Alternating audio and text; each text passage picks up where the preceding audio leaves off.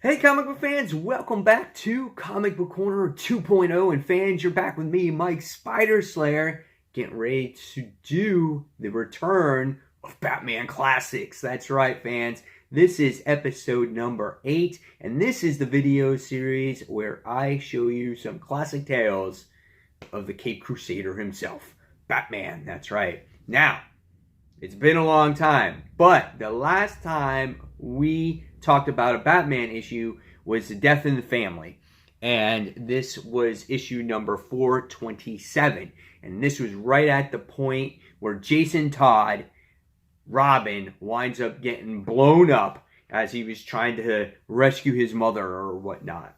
So today we're going to be talking about Batman issue number 428. And at the end of that last issue, back in the day, there was 2 phone numbers that were left for you, the fans, to make a call on if Jason Todd lived or he died. So in this issue, you find out if he actually lives or he dies. And of course, if you try calling that number today, it does not work. So let's talk about this issue. So this book is written by Jim Starlin, and Jim Aparo is the penciler. Artwork is great. I actually am doing this off of this Batman Death in the Family novel. That's how I'm actually reading it. So let's get started here. So after the whole place blows up, we wind up seeing Batman looking all over the place for Jason Todd. And he's looking left and he's looking right, and all there is rumble all over the place, and there's smoke and fire. And so what this issue does is it brings back the reader on who Jason Todd actually is. You know, goes almost to like a little bit of his origin tale, how Batman found him, how he's this kid stealing tires off the Batmobile. So it was pretty interesting. And he saw how he trained and how he reminded him of Dick Grayson and how he felt lonely, that he needed a sidekick once again. And so they were the dynamic duo fighting crime. And this whole time we wind up finding out a little bit on Jason's mean streak, how he doesn't have a father, he doesn't have a mom, and then he finds out his dad worked for Two-Face and his dad was killed. And so that's what sent him on this wild goose chase to begin with, to go try to find his mother. And then so we find out that his mother is Sheila Hayward, and she works with the Joker. And the Joker's on this big, thing, getting these medical supplies so he can make a ton of money to, get all kinds of Joker products or whatever it is that he can sell on the streets. So as this issue progresses, we see a lot of Batman, again, thinking about the past. He comes across Sheila, and she basically winds up dying. And she's like, oh, he was such a good boy, he saved me from the blast, and she basically dies. The next thing you wind up seeing is after Batman, he's searching around, he's looking all over the place. Bruce finds Jason, and he's lying on the ground, lifeless. So I guess all the fans out there voted for Jason to die. Maybe they didn't like him at the time. But he was dead. He was already cold to the touch. Very, great pin-up page here of Batman holding Robin. It's really awesome.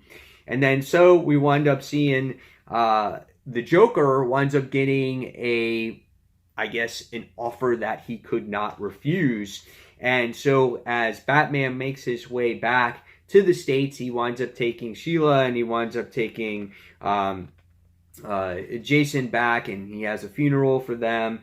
And Joker tells him to meet him at this specific address, and they wind up going to the actual United Nations Plaza. And so what happens is he runs into Superman, and Superman's like, yeah, I kind of knew you would be here. We have to protect this embassy, and everything is going to be okay, and I don't want you to cause any problems here.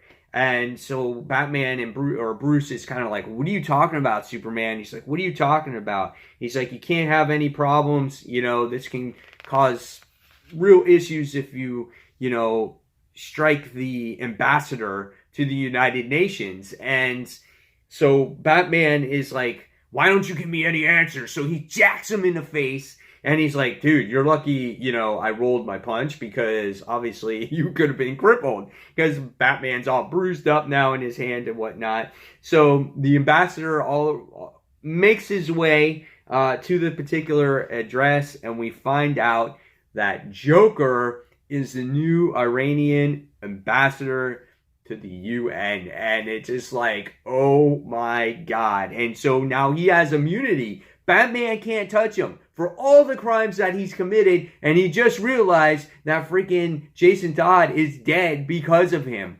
The anger that must be in Batman's body right now is got to be astronomical. Really cool ending there. Joker's such an asshole. So, what did I think about this part of the story? I thought it was really cool. It kind of catches you up on the story if you picked up this particular issue at point in time. And it really gets you to have a feel of who Jason Todd actually is. And then you feel the emotional beats as well when obviously Jason is dead and Batman is holding him in his arms. And then you can also have more emotional beats with Bruce on how angry he is towards the Joker and how he's so angry that he also throws a punch at Superman. So really cool things here that happen in this issue. Again, if you've never read this story, pick up this trade of Death in the Family and you can read the whole thing at once, but I'm going part by part here. So guys, leave me in the comment below on what you thought of Death in the Family. Is this one of your favorite Batman stories ever? Or if you have another Batman story, go ahead and leave it in the comments below. And if there's a Batman story that you would want me to review on Batman Classics, again, please tell me. So again, guys, until that next comic book review, this is Mike Spider Slayer signing off. Don't forget to like this video. Don't forget to sub and check out Comic Book Cover of the Year 2018. Please vote now. So again, guys, thanks for watching, and I'll see you in the next review. Take care. Bye.